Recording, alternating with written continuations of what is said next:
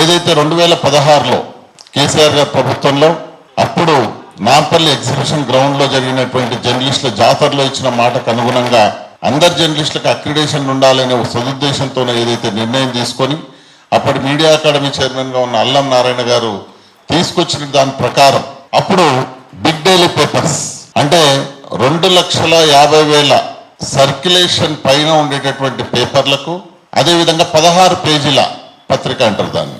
అట్లాంటి వాటికి 20+20+4 అంటే 24 స్టేట్ లెవెల్ కార్డులు, కల్చరల్కు 2, స్పోర్ట్స్కు 2, సినిమాకు 2, కార్టూనిస్ట్కు 1, మొత్తంగా 51 కార్డులు ఇచ్చుకున్నటువంటి సందర్భం అది. కానీ ఇప్పుడు ఓన్లీ 12+12+3 వాటిని 27 కుదించినటువంటి సందర్భం.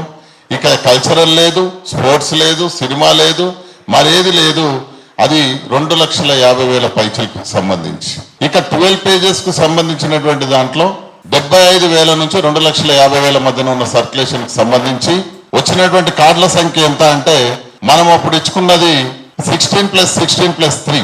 ఈ రోజు వాటి సంఖ్యను ఎంత తగ్గించినారంటే 10+10+2 తగ్గించినారు. దానివల్ల ఈ టోటల్ వీటి కార్డుల సంఖ్య 19 కు చేరుకున్నది. దీనికి ఏది 12 పేజెస్, మిగతాది 10 పేజెస్ వచ్చేసేసి 239 జీవోలో 26 కార్డ్స్ ఉంటే ఇప్పుడు కేవలం 13 కార్డ్స్ మాత్రమే వస్తున్నటువంటి పరిస్థితి. వీటిని మీరు నిశ్చితంగా గమనిస్తే సగానికి సగం కార్డులు స్టేట్ లెవెల్లో తగ్గిపోతున్నాయి. ఇది ప్రింట్ మీడియాకు సంబంధించినటువంటి పరిస్థితి. ప్రధానంగా హైదరాబాద్ లో కూడా బిగ్ పేపర్ కు 21 కార్డ్స్ ఉంటే కేవలం 14 కార్డులే ఇస్తున్న పరిస్థితి. ఇంకా మిత్రులారా, హైదరాబాద్ లో మరో విచిత్రమైన పరిస్థితి. హైదరాబాద్ లో 16 మండలాలు ఉన్నాయి. ఈ 16 మండలాల్లో ఒక్కో మండలంలో నాకు తెలిసి జనాభా పరంగా 3 నుంచి 4 లక్షల జనాభా ఉండేటటువంటి పరిస్థితుల్లో అప్పుడు ఉన్నటువంటి 239 జీవోలో 3-4 మండల కార్డులు ఇచ్చేవాళ్ళు. కానీ ఈరోజు మండలానికి 1 కార్డు పరిమితం చేసిండ్రు. తర్వాత నియోజకవర్గ స్థాయిలో 1 కార్డు ఉండేది, ఆ కార్డును పూర్తిగా తీసేసినారు. అంటే ఈ రకంగా చూస్తే దాదాపుగా హైదరాబాద్ లో ఉండే జర్నలిస్టులకు ఇక కేవలం దక్కే కార్డుల సంఖ్య ఎంత అయ్యా అంటే ఓన్లీ 16 కార్డులు. ఒక్కో పేపర్ గానీ ఒక్కో ఛానల్ గానీ వచ్చేటటువంటి కార్డుల సంఖ్య. ఆ రోజు దగ్గర మనం ఇచ్చుకున్న కార్డులు ఎన్ని అంటే 50 to 60 కార్డ్స్ ఇచ్చుకున్నాం. కానీ వాటి సంఖ్య ఈ రోజు 16 పరిమితం కాబోతుంది. ఇక దీంతో పాటు శాటిలైట్ ఛానళ్ళు ఫ్రెండ్స్, తెలంగాణ న్యూస్ ఛానల్స్ ఆ రోజు 12+12+12 అంటే 12 కరస్పాండెంట్లు, 12 కెమెరామెన్లు, 12 డెస్క్ జర్నలిస్టులు, 36 కార్డులు ఇచ్చుకుంటే ఈ రోజు 36 ప్లస్ మళ్ళీ కల్చరల్, స్పోర్ట్స్, సినిమా ఇవన్నీ కలిపి 43 కార్డులు ఇచ్చుకున్న పరిస్థితి. కానీ ఈరోజు వాటి సంఖ్య ఎంతకు తగ్గించినారంటే 8+8+8 అంటే ఓన్లీ 24 కార్డ్స్ పరిమితం చేసినారు. 24 కార్డ్స్ లో కూడా మళ్ళీ ఇప్పుడు వాళ్ళు కొత్తగా తెచ్చిన జీవో ప్రకారము 8 కార్డులు మీడియా కార్డులు. అంటే అక్రిడేషన్ కార్డులు వచ్చేటటువంటి సంఖ్య ఎంత అంటే కేవలం 16 మాత్రమే. అప్పుడేమో అక్రిడేషన్లు 43, ఇప్పుడు వచ్చేది 16. మిగతా 8 డెస్క్ వాళ్లకు కేవలం మీడియా కార్డులు ఇస్తారు. నేషనల్ ఛానల్స్ కూడా అంతే, 7 కార్డులు వస్తే ఇప్పుడు 2 కార్డులు. సో డిస్ట్రిక్ట్లలో కూడా ఆ రోజు డిస్ట్రిక్ట్ స్టాఫ్ రిపోర్టర్లు 2 కెమెరామెన్లకు ప్లస్ కాన్స్టిట్యున్సీ లెవెల్లో 1+1 ఇచ్చినారు. కానీ ఈ రోజు మొత్తం జిల్లాలో ఒకటే స్టాఫ్ రిపోర్టర్కి 1 కెమెరామెన్కు కార్డు వచ్చేటటువంటి పరిస్థితి కొత్త జీవో వల్ల. సో ఈ రకంగా చూసుకుంటే 23,000 కార్డులలో ఇక కేబుల్ది ఇదైతే మరీ విచిత్రం. రాష్ట్ర స్థాయిలో ఆ రోజు 48 కేబుల్ ఛానళ్లకు ఒక్కో ఛానల్కు 12 కార్డుల చొప్పున స్టేట్ లెవెల్లో ఇచ్చుకుంటే దాన్ని 0 చేసినారు వీళ్ళు. ఈ కేబుల్ ఛానళ్ళకు అనేది 1 కార్డు కూడా లేదు రాష్ట్ర స్థాయిలో ఇప్పుడు. తర్వాత జిల్లాలో కూడా 4 కార్డులు ఇచ్చుకున్నారు ఎక్కడెక్కడైతే ప్రసారాలు జరుగుతుండేనో. ఆ ప్రసారాలు జరిగేటటువంటి చోట కూడా ఆ 4 కార్డులను రద్దు చేసినారు.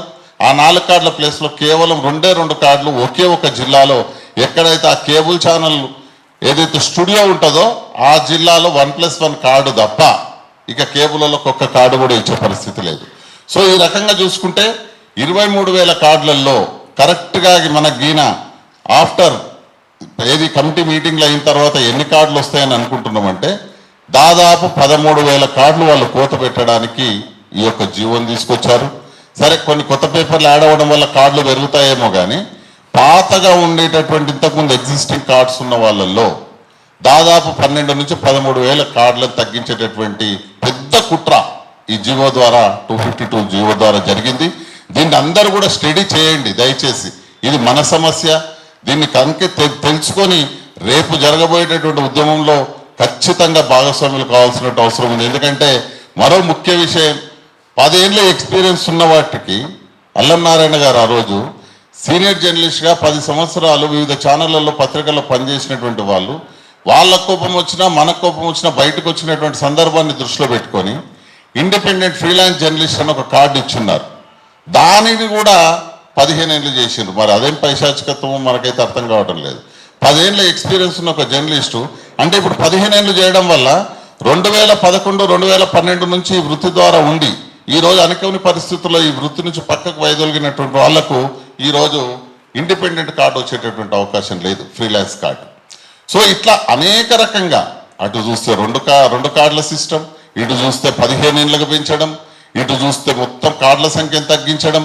ఎందుకు చేసినారు ఇది, ఎవరి ప్రయోజనాలు ఆశించి చేసినారు అనేటటువంటిది ఇప్పుడు ఇదే మీడియా అకాడమీకి, ఇదే అక్రిడేషన్ కమిటీకి చైర్మన్గా ఉన్న శ్రీనివాస్ రెడ్డి జవాబు చెప్పాలి.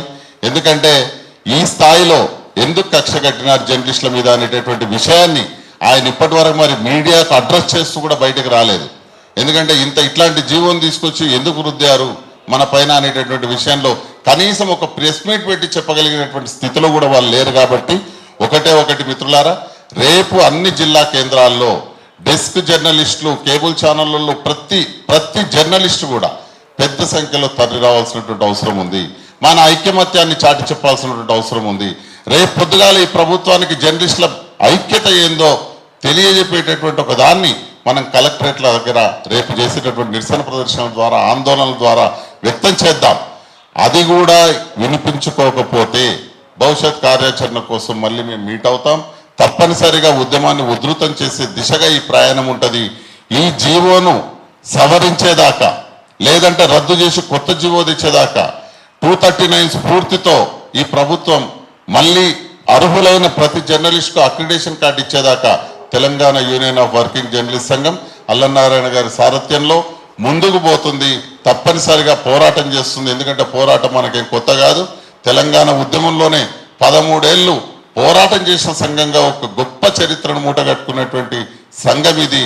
అట్లాంటి సంఘం రేపు పొద్దుగాల రోడ్ల మీద కూర్చొని ఏమాత్రం కూడా ఎనిక్కిపోదని మరొకసారి తెలియజేస్తూ ఈ వేదిక ద్వారా యావత్ రాష్ట్రంలోని 33 జిల్లాల్లో మా మిత్రులకు, జర్నలిస్ట్ మిత్రులందరికీ ఇదే పిలుపునిస్తా ఉన్నాం.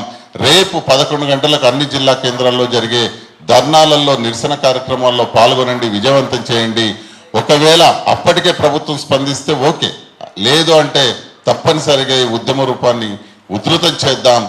దీన్ని సాధించుకునేదాకా మనం పోరాటం సాగిద్దామని చెప్పి తెలియజేసుకుంటున్నాను. Thank you.